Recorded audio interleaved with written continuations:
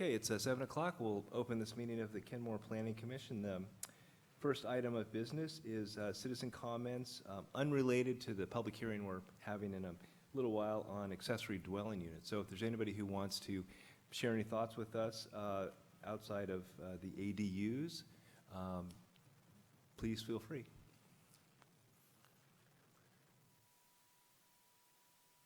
Okay, I think we'll wait for the ADUs to hear from all of you. Next item on our agenda is approval of the September 17th, 2019 Planning Commission meeting minutes. Do I hear a motion? Okay, it's been moved and seconded to approve the minutes of the September 17th Planning Commission meeting. All in favor say aye. Aye. Opposed? Motion passes unanimously. Next item of business is the public hearing on accessory dwelling units. I believe we have a sign-up sheet.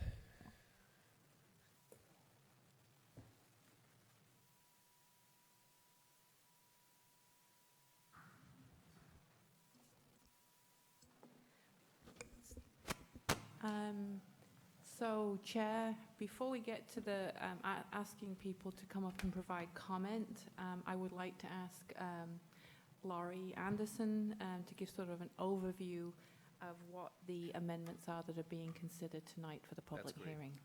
Thank you.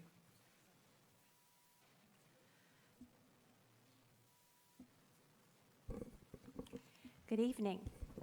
So tonight, as you know, is the public hearing on proposed changes to the accessory dwelling unit regulations. ADUs are smaller dwelling units placed on the same lot as a pre-existing single-family residence. They're sometimes called backyard cottages or mother-in-law units. The city's current regulations have been in place since incorporation in 1998. And those current regulations allow both attached and detached ADUs in the city, although detached ADUs are not permitted on lots smaller than 10,000 square feet. Attached ADUs are those that are located inside the primary residence, for example, in a converted basement. Detached ADUs are separate structures from the main house, sometimes over a garage, in other cases as standalone structures. ADUs provide a number of benefits. They can provide income to the homeowner. They can house family members, sometimes at no cost, or provide a more affordable type of housing in between an apartment and a detached single-family home, that missing middle that we've talked about sometimes. For these reasons, the City Council included a review of the city's regulations as part of their housing strategy plan to address housing affordability. So, the Planning Commission has been reviewing the existing ADU regulations for several months, starting last summer. And ultimately, the preliminary recommendations would make several significant changes to the existing rules. First, a homeowner could have up to 2 ADUs on their lot, one attached and one detached. A detached ADU would be permitted on a lot of 4,500 square feet in size or larger, and would have to be separated from the primary residence by a minimum of 5 feet. Maximum ADU sizes would range from 600 to 1,000 square feet for a detached ADU. An attached ADU generally cannot exceed 1,000 square feet. The maximum height for a detached ADU would continue to be 35 feet, as it is now. However, the detached ADU may not exceed 1 story over a detached garage, or 2 stories if built at ground level, which likely would mean they would be less than 35 feet in height. 1 parking space per ADU would be required. So if you had 2, a detached and an attached, you'd have to have 2 additional parking spaces. The city manager would be allowed to consider an exception to the owner occupancy rules for up to 1 year in cases of hardship, or when a close relative of the homeowner would occupy the residence and act in his or her stead. In the R4 and R6 single-family zoning districts that currently require a 20-foot rear yard setback, the ADU could be placed in the rear yard, but no closer than 10 feet to the rear property line. So, after tonight's public hearing, the commission may be ready to make final recommendations on the project, and if so, a joint meeting with the city council would be scheduled in January. So that concludes my presentation. If you have any preliminary questions. Okay. Thank you. Okay, thank you, Lori. Now we'll move to the public hearing and have a couple folks signed up. If you didn't sign up, you can still have a chance to share your thoughts with us. But I'll start with Lauren Salerno. Okay. Well, thanks for being here in any case. Next is Nathaniel Davis. Same. Okay. All right. So why don't we just go with the folks who and come up to the podium and just state your name and address for the record and share your thoughts with us, please. Could I add that if you didn't already sign up, if you could add your name to the sign-up sheet when you're finished speaking? Thank you.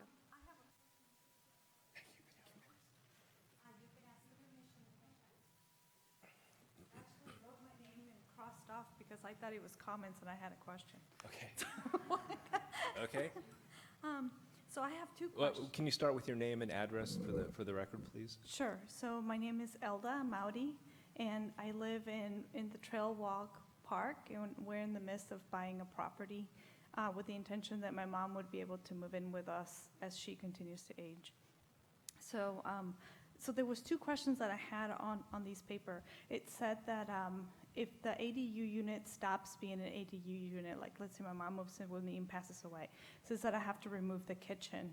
What exactly does that mean? Like all the cabinets and everything, or is it just like the stove? I'll tell you, why don't you ask your questions, and we'll go through the public hearing, and then I'll probably ask the city staff to answer them Okay.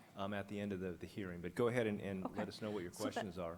Sure. So that was one question. And the second question is, because, in today's age, people are living up to like 90 or more, right? And I'm hoping my mom makes it to 120. I had a question regarding whether these units can be on, that can be like a tiny house that could be moved if, in the event that I would have to move because of my job or my husband. It's a big investment to make an ADU, and if it could be moved to a different area, that I would want to know that. Great. Well, thank you for those questions. Like I say, we'll come back to those after the hearing. Does anybody else care to comment in the public hearing? Come on up. Good evening. My name is Neil Bavins, B-A-V-I-N-S.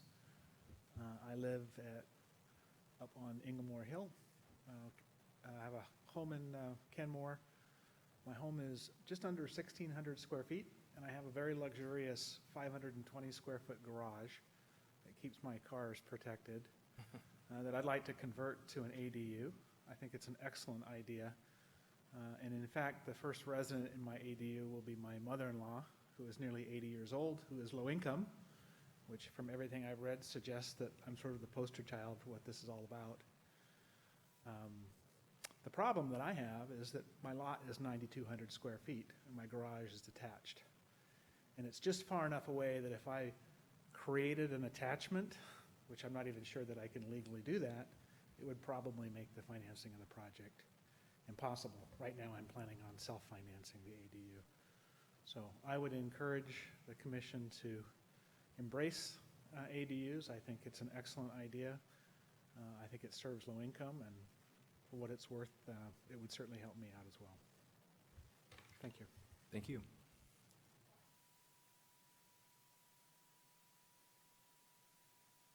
Anyone else in the audience care to render? Come on up. My name is Brian Mowdy. My wife Elda. We live over at the Trailwalk condominiums, and we are in the process of buying a home. We wanted to stay in Kenmore. We found a home that is in Kenmore, and this proposed change allows us to, as my wife indicated, potentially grow. And so we're very supportive of this. We would love to see this come to pass because the lot we're buying is 8,200 square feet, and the home is modest. It's 1,600 square feet, so not quite enough to be able to comfortably, house more than my wife and I and others, but be able to put some other dwelling on the property would be quite a blessing. So thank you for considering it. Great, thank you for your comments. Anybody else out there care to render any comments at the public hearing? Going once, going twice? Okay, well, thank you, everybody who shared your comments. Now, if we could ask Lori and or Debbie to address the two questions that came up from our first speaker. Sure. So the first question, would the kitchen have to be removed? So the only time an accessory dwelling unit results in the need for the kitchen to be removed or some sort of a hardship exemption would be if the property owner, the main homeowner, was not living on the property. So certainly if the property owner decided to stop using the accessory dwelling unit as an accessory dwelling unit, there would not be any requirement for any change to happen. Or if they decided to change the use from offering it to a family member to renting it to someone, there would be no change. The only time there would be a change would be when the property owner was moving or renting the main house, so that you would potentially have two renters on the property, and that would not be permissible. And so at that point, the city, if an enforcement action was started, would ask that the kitchen would be removed to make it no longer an ADU. Does that answer your question?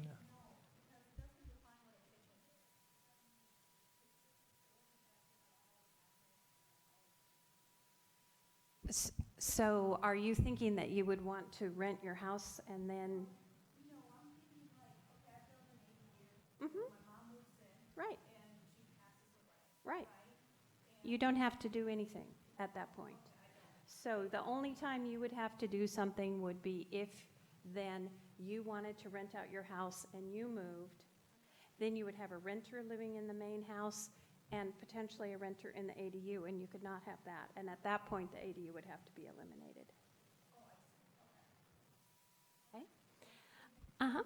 And the second question was, could the accessory dwelling unit be a tiny home? The city currently doesn't have any regulations that support tiny homes. And the reason that they don't have those, it was considered a few years ago as part of another project, and action was deferred on that because of the concern about utilities. And so the city has no provisions for tiny homes. They're treated as recreational vehicles, and they can't be long-term housing. And again, the issue was, how is the sewer or septic handled? How is the water service handled, et cetera? And so there was no action taken on legalizing tiny homes for that reason. Does that answer your question? Okay.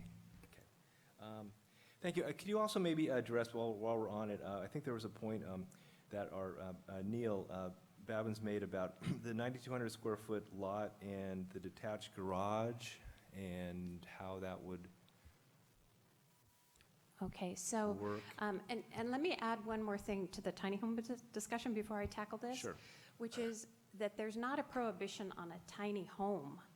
Like if you wanted to do a Small tiny home, as long as it's on a foundation, and I'm sure there are creative ways to put a house on a foundation that could at a later time be moved. You could have, so there's no size restriction. There's nothing that says you can't have a tiny home.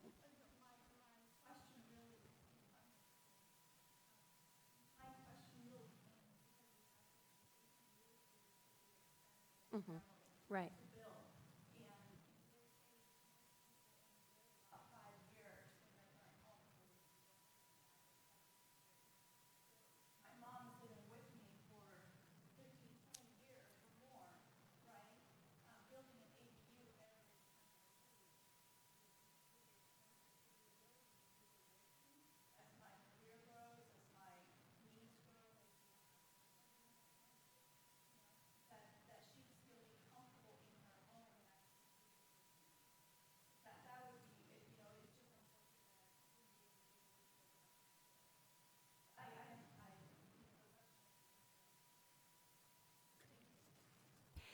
So the question about the 9,200 square foot lot. So for lots up to 9,999, or 9,900, I need my glasses here, square feet, you could have an 800 square foot ADU. So there, I'm not quite sure what the question was. You could build an ADU over a garage, a detached. No, it does not. If it's under 10,000, that is a current standard, a 10,000 square foot minimum for a detached unit. But the proposed regulations allow a detached ADU over 4,500 square feet. Oh, okay. Gotcha. Gotcha, okay. Okay. Has everybody's questions been answered? Are there any further questions from the audience? Okay, well, thank you for the comments at the hearing, and Lorian, for your responses there. So the next item of business is final recommendations on the accessory dwelling units recommendations. Do we have any comments from my colleagues? Anything they want to ask? Anything they want to bring up? Anything they want to revise? Looks good to me. Okay. So this action should probably be a formal motion if you're ready to make your Yeah, recommendation. Okay, we are open to a formal motion on the recommendations. So is it just on the recommendations, or these newer recommendations, or the whole? It would be the amendments. The amendments. So if you're comfortable with the amendments, and that would go forward to the city council as your recommendation. You may have, maybe you're not ready yet. Yeah, no. I move that we accept the amendments as provided by city staff. Great. Okay, it's been moved and seconded to accept the recommendations as presented by city staff. Is there any discussion on the motion?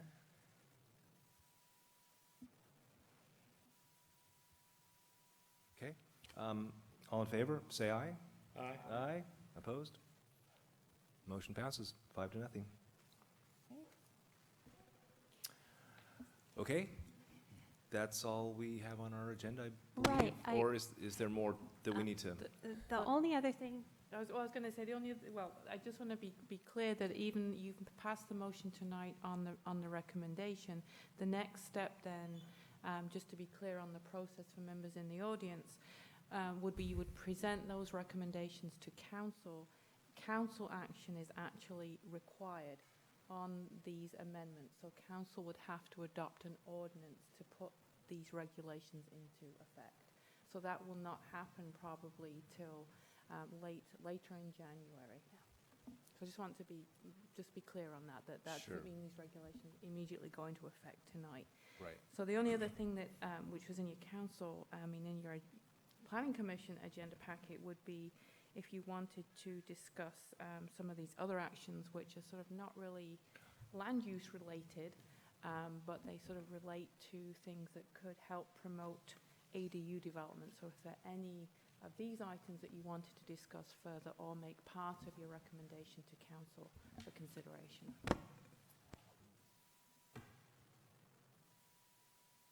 Any thoughts from colleagues? We've kind of touched on all of these in the past. yeah, very briefly. Right. And so it was just the opportunity to formalize, if you have an interest in any of them, to formalize that and send that forward to the city council. They would have to take action, but you could bring it to their attention. I liked all of them. Okay.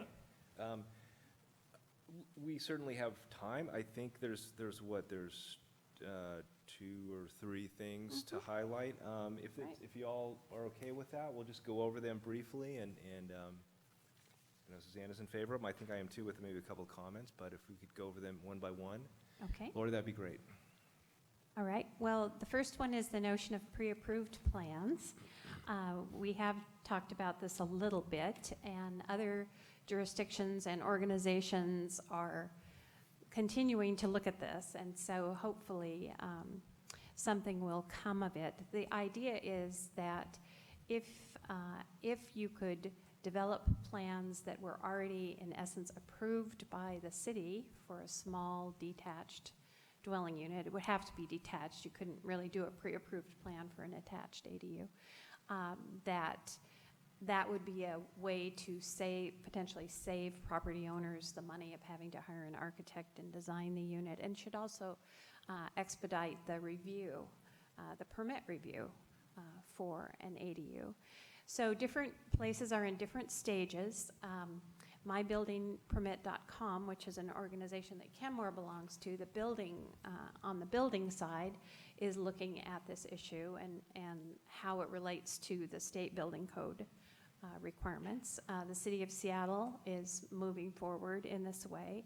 City of Kirkland has it on their agenda for next year to think about it. There have been mixed reviews of whether or not this is really an advantage. Some folks feel like it really would be. In other places in California where they have pre-approved plans, they haven't always been used, just because folks who are headed toward an ADU may want more custom detailing than a pre-approved plan would allow. There are variations of this, which are to have pre-approved plans, but then provide some opportunity for slight modifications and that kind of thing. Anyway, it's an intriguing idea, so I just thought we should bring it forward for your consideration. And again, just to clarify, this would be an option for people looking at ADUs. Mhm. Obviously, they could choose to do their own custom Absolutely. design however they might see fit, right? Yep. Okay. I'll just repeat comments that I made when we talked about this earlier, which is, I think if you could combine a standardized generic planning with an expedited city permitting process, then I think you've got something of value here, and I think that would be greatly be advantageous. The one thing that concerned me, I don't know if others have read recently about the bankruptcy of several of firms that were actually in the business of building to these pre-design, and that left lots of people hanging out there with $100,000 or tens of thousands of dollars of loss. So I just want to be careful that if the city got into the situation where it was either directly or indirectly or by reference recommending an approach which may be attached to a builder, because it seems like, at least from the little reading that I've done, which may not be representative of reality, is that a lot of these pre-designs are actually proprietary to building firms. So you buy one, you're buying the other. So I just want to make sure if the city gets into it, they're careful about any liability. So you'd have to go through a pretty exhaustive review process by the city to make sure that you felt comfortable doing that, and giving a lot of these are very new. As I said, there's cities that are just beginning to look at this. I'd be a little leery about it. So I was very excited about the idea to begin with, but now seeing some of what's happening out there in reality and the way this is evolving, it may be something we want to think about in the future. But I think there's a lot of work that has to be done, and I'm not sure Kenmore is in a position to lead the way on it. Any response to that for how the city might approach I it? certainly think that that's something to consider. There are different models. In another circumstance, rather than actually send someone to a builder to purchase a pre-prepared product, which is what these were. These were, I think the case you're talking about, they were manufactured homes. In other places, they have given the architect, what's the word? They have given them a small sum, to release their proprietary interest, and then just had the plans that were approved so that pretty much any builder could build to those plans, but the plans themselves were what was being given rather than a direction to a particular firm. So that's just another model that might ease some of those concerns. I have to believe there's a way to do this, but I think there has to be some consideration Mhm. in how you go about this, so. Yeah, I would say that I'm not sure Kenmore needs to take the lead on this, since there are several efforts ongoing in the local area that we might follow along with. So if we were to, I suppose, move this forward, it would just be for the council or the staff to further study it, further consider it, right? We wouldn't necessarily be endorsing pre-approved plans in any particular form. No, I think if, the idea here is, if you think it's an intriguing idea, because you all have studied this issue and the council really hasn't to this point, that you might say, hey, along with our recommendations, we want to alert you to this other possibility. And if the commission agreed with Mike's perspective that really, we want to be careful, we want to consider city liability, we may not want to take the lead on this. Any comments that you have, if you don't want to, if you don't like the idea, I wouldn't forward it to the council. I would just be silent on the issue.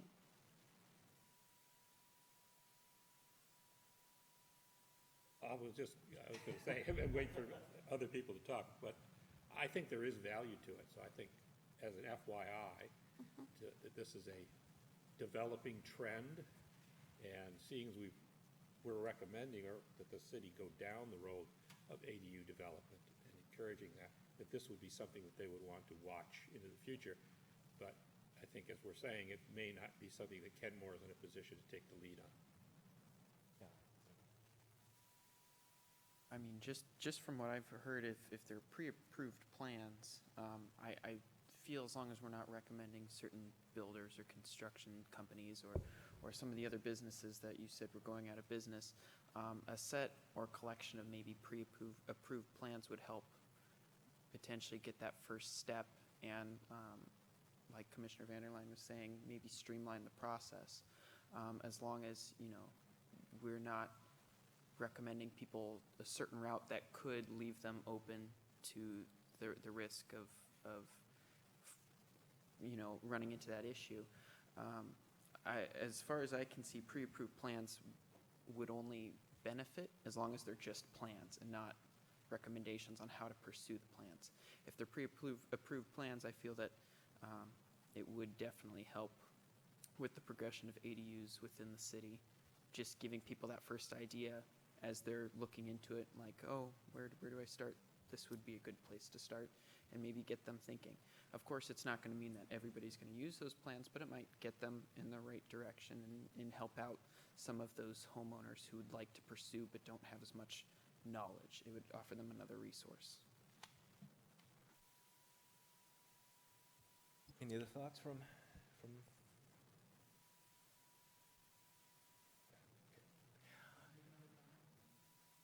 I'm sorry? Sure, why don't you come up to the,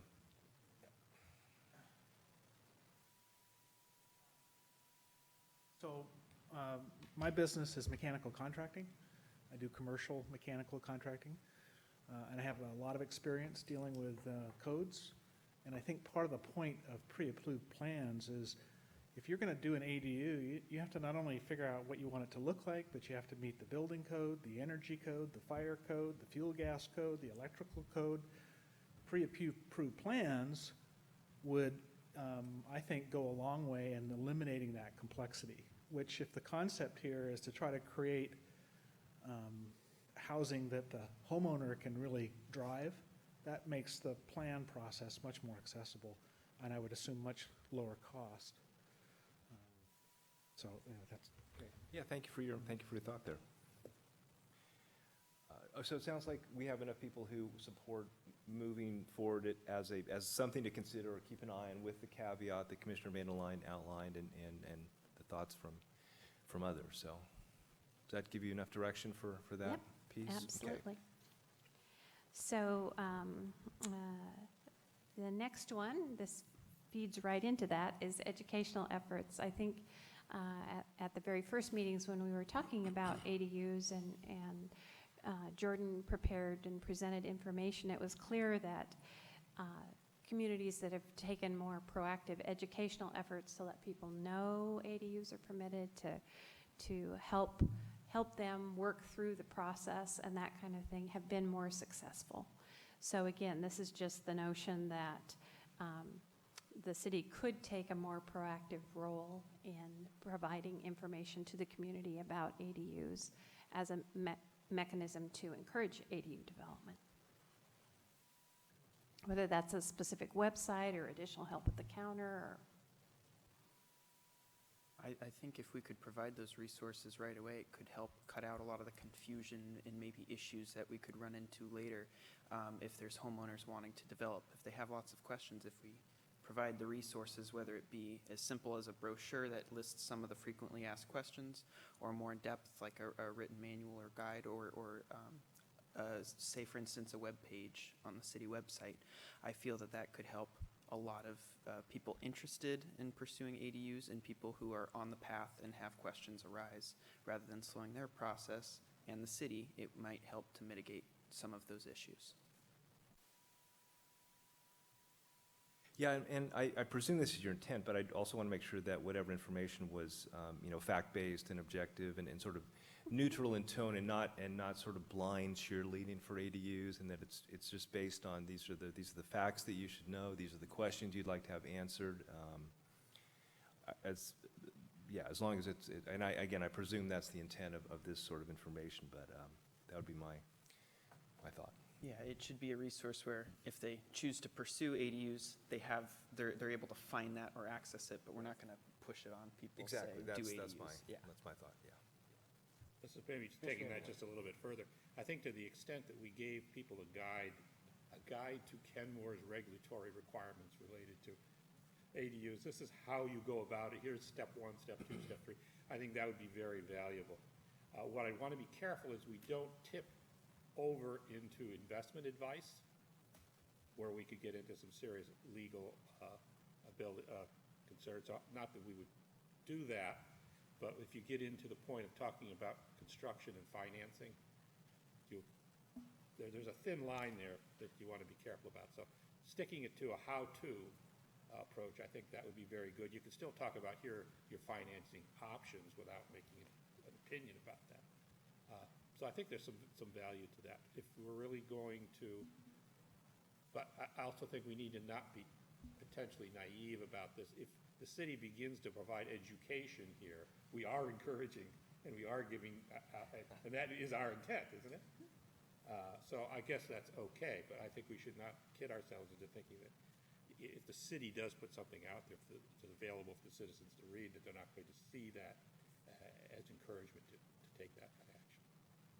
True, but presumably if they sought that information out, they'd be interested anyways, right? So it's a little, there's a little gray area, but But it's a good thing. If we are anticipating there's going to be a substantial amount of people out there who are going to want to go down this road, and we're going to make it easier for them to do what they would do otherwise, maybe make it a better experience for them, great, let's do that.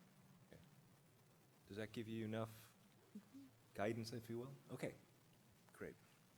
Okay, so the next two are a little more difficult. One has to do with amnesty. So we know, at least in other places, that there are a number of illegal ADUs. They were built before the rules went into place, or they were quietly done in someone's basement. No surprise here. And so some places have really focused on an amnesty program, which says if you have an existing ADU, even if it doesn't meet our current standards, we will consider legalizing it. You know, owner occupancy would have to be insured, and we would do that to pursue sort of life, health, safety kinds of issues. So this could be a big undertaking. I'm not sure that staff is recommending it, but we wanted to raise it as a possibility.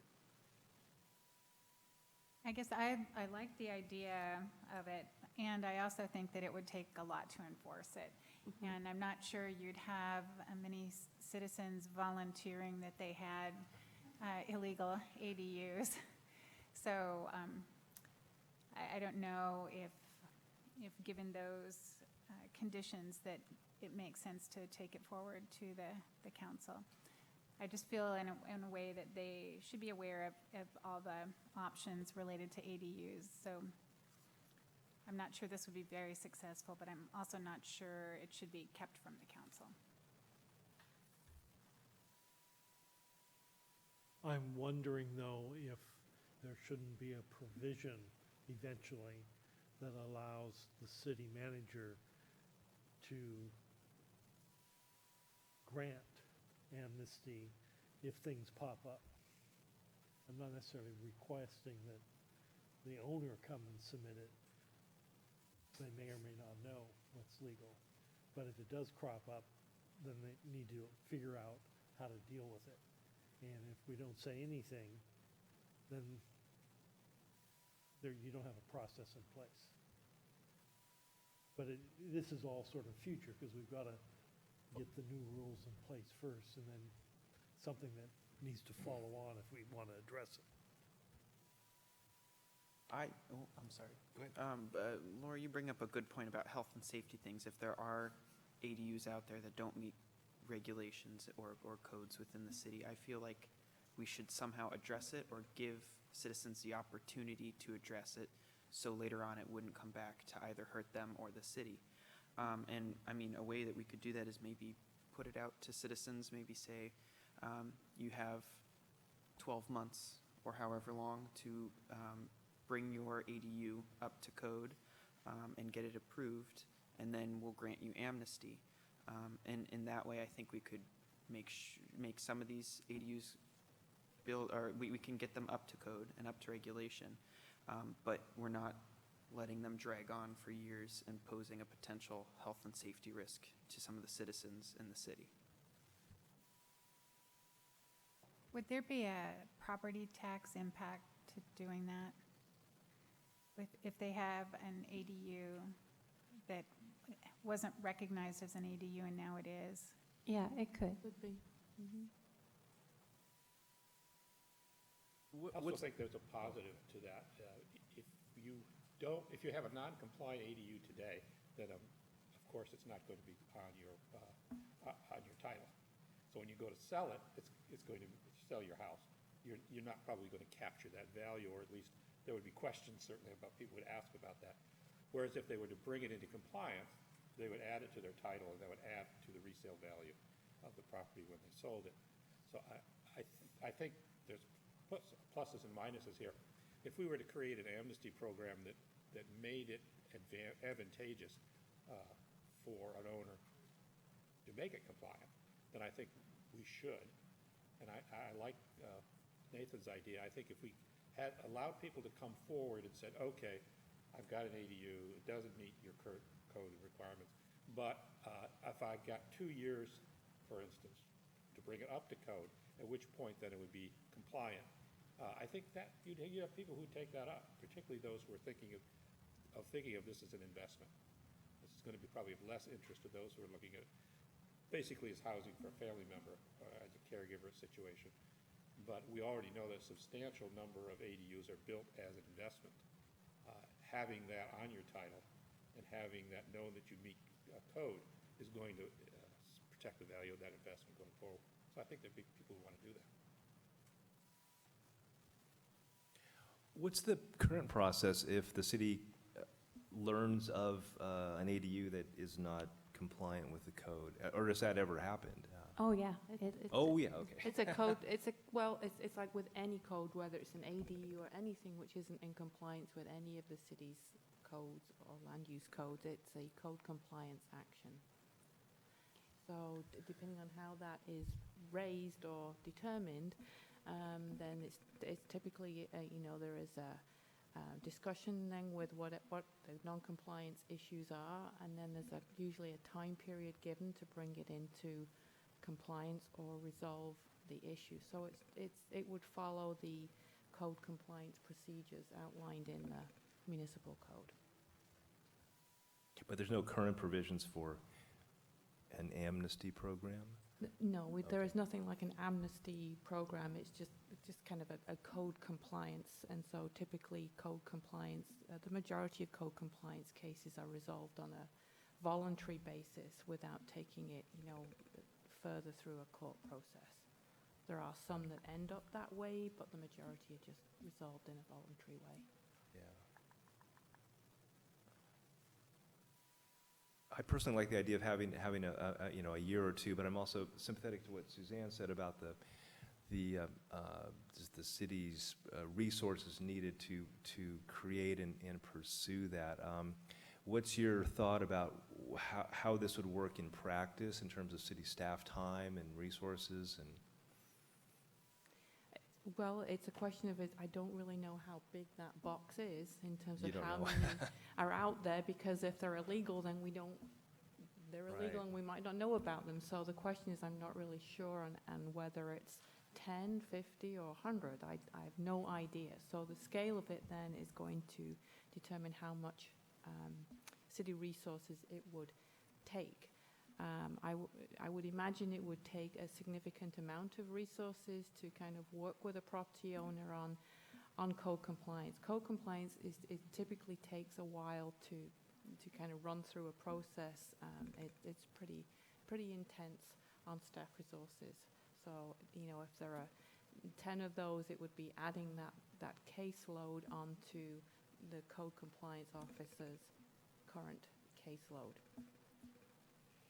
And I don't know how much that would be. Okay. And would it be the case that it says baseline regulatory requirements, would those be the ones that we're recommending, and if this council approves them, would that be the baseline people would have to meet? Or I would assume in an amnesty program, probably not. I think there would probably be key provisions. Owner occupancy would certainly be one. And again, the focus is on life, health, and safety. So owner occupancy, life, health, and safety. And I would assume, each case is going to be individual. You don't want to authorize a 3,000 square foot ADU. So I think size to some degree would be relevant, but it's hard. I don't think an amnesty program that was exactly tailored to the exact standards we've just set out would necessarily work.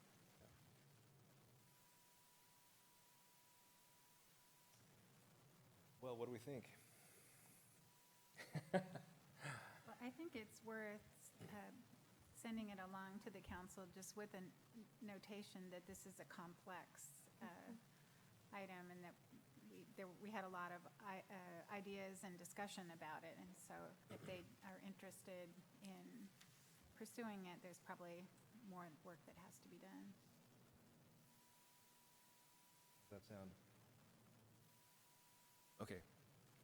I think we have a consensus on that one, to do nothing right now, so.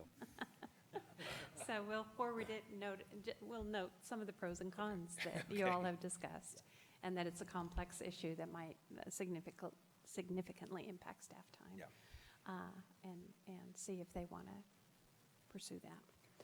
Okay, so the last one, I'm certainly not an expert at this, but lending and financial assistance options. I think we heard in our very early discussions that one of the roadblocks to ADU construction is financing, that they're most often financed by the property owner, that to get a loan from a bank is a difficult prospect. I think that's changing to some degree.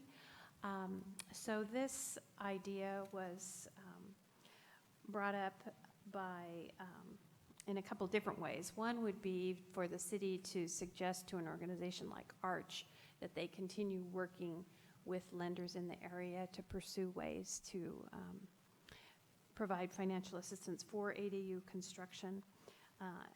It could range from that to something similar to a loan program. There have been loan programs. Typically you can't, I don't think you can loan money unless at the same time you take some sort of an affordability covenant over the property, but that's another option. So there are a number of strategies here, again, all moving up in level of complexity, but with this one, I would say that if you're interested in forwarding it, that really it's informational, to say, there are these more unusual and developing trends in finance that you might want to be aware of as you think about, work programs for ARCH or other actions.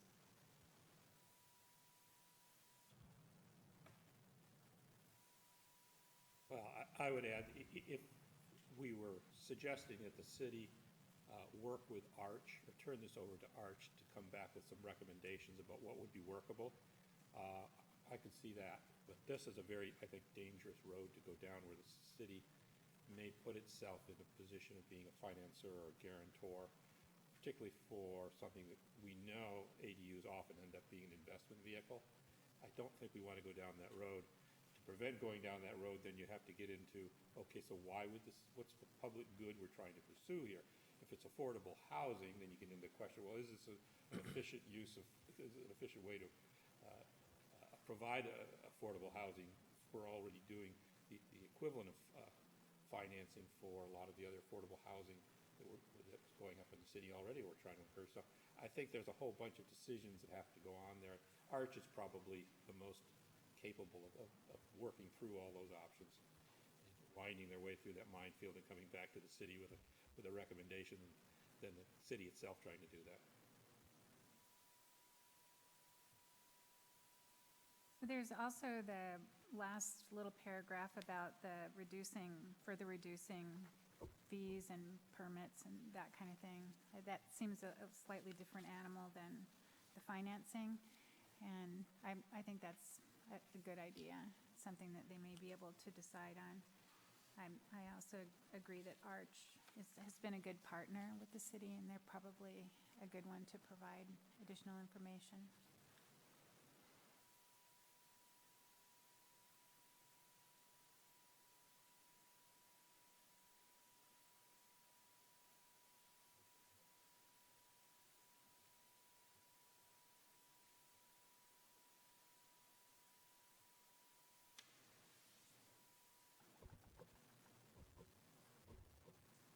Any further thoughts on this particular piece? I have a comment over the top. All of these are, I think, good things to be thinking about, and they provide some public good. But I've never seen a public good provided for free.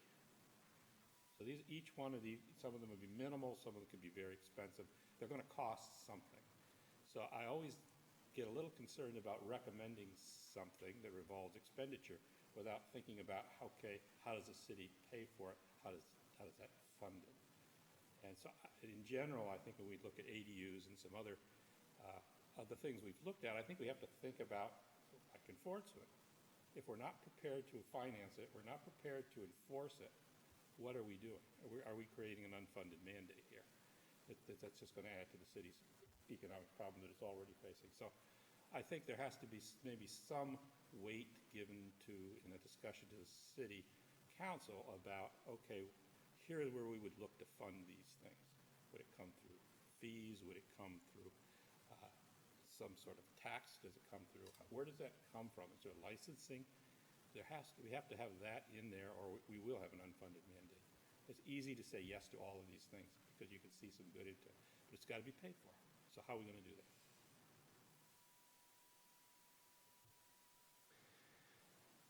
No, I think that's a very good point that Commissioner Van der Laan raised. In terms of our recommendations here, again, I think we would just be letting them know that this is something that this council and staff should further consider, but that we're not specifically making any recommendation on any of these pieces, other than maybe the ARCH idea seems to have maybe a little more support in terms of, conceptually at least, but does that fairly characterize where we are? Okay, I think you have some guidance, Lori, on those 4 pieces. So next steps will be, as Debbie mentioned earlier, to forward your recommendation to the city council. That will be at a meeting likely in January. And I would imagine that we'll have another commission. Well, I know, for example, on December 3rd, you'll be talking about the PROS plan. But maybe you can begin thinking about how you would want to make that presentation to the city council and, kind of what roles you would like to have, whether you want staff to give the initial overview and then you all may want to take pieces of it. You are well experienced in this. So you can decide how to do that. But, if you want to talk about it tonight, that's great. If you would prefer to wait until you know what the date is, you can do that as well. Yeah, I'd prefer to wait for that reason also, because we have two of our members are not here, and certainly would want them to be involved in how we structure that. But I think the basic concept of having you present the overview of the recommendations, and we can touch pieces. I know there were a couple pieces that had some different opinions. I think we should talk about how we want to share those with the council so they are clear on a couple of those pieces. So, but that's just my initial thought. Sounds good to me. So- I would also add, if we could have at least a close to final draft of the staff's presentation to look at when we start thinking about how we're going to comment. It's always useful to, Yep. if nothing else, than just timing. Yep.